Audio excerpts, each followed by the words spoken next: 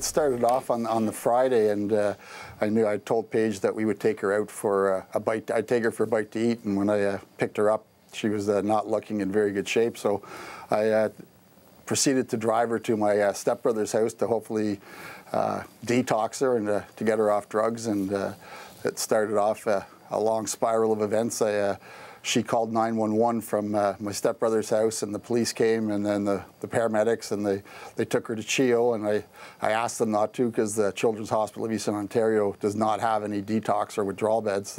There's none available in Ottawa at this time, and they said they had to take her anyway, and I said I'd be an hour, and unfortunately they let her out before that time. I received a call from the Ottawa Transportation, the bus system, their security, saying they'd found her at the bus station at Saint Laurent Mall, and so I went there and I got her, and I told her I was bringing her back to Canada, but I proceeded to drop her off at a friend's. I proceeded to bring her home, and we basically held her captive and didn't let her have access to a phone or anything, because we knew if she got a hold of the police and or 911 that they would allow her back out. And at that point I was scared for her, basically for her life. She was not looking in very good health, and so we kept her in, and the next day she woke up and was ranting and raving and wanted to leave, and I wasn't allowing her to, and eventually she found her phone. I'd hidden it, and she phoned 911. I spoke to the operator. I said, well, you can send the police, but basically what she wants them to do is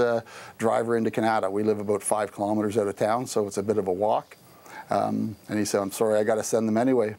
When the police arrived, I said to them, she wants you here as basically Uber her into Canada, and they said, we're not a taxi service. And after 15 or 20 minutes speaking to me and her, they made the decision to drive her to Tim Hortons in Canada, basically one of the places where, they can get drugs and do whatever. And so basically as a father, I had broken the law, but I couldn't. There's only a certain point you have to stop, because you can't keep your kid basically confined for an indefinite period on your own. I mean, I think at 24 hours I had definitely broken the law, but as a father I felt that I had to break the law in order to make sure that my daughter remained safe. Mm-hmm. And how did her drug addiction start?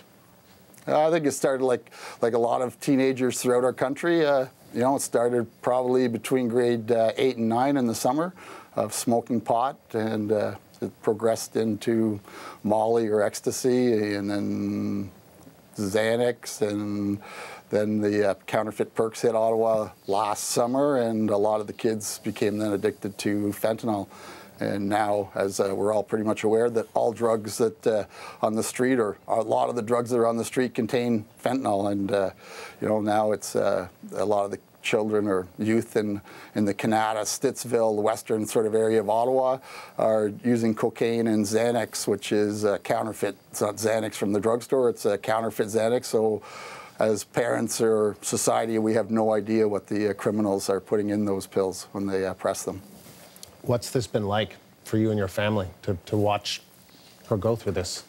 Well, it's awful, and it's not, and I'm the one on TV right now, but there's hundreds of families in Canada in the same boat, thousands in Ottawa in the same boat, and tens of thousands in Canada. I mean, the emails again that I've got this morning from all over this country of people in the same situation. There's good stories too about kids that have recovered, but the scary part that we now have is sometimes our kids don't make it to that point of getting into recovery because the drugs can kill you. How's she doing now?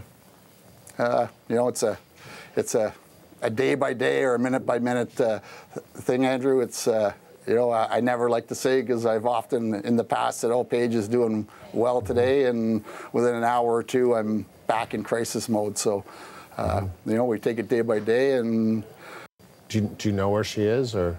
Not exactly. I know she's with some friends. I don't have a good answer for it right now. So.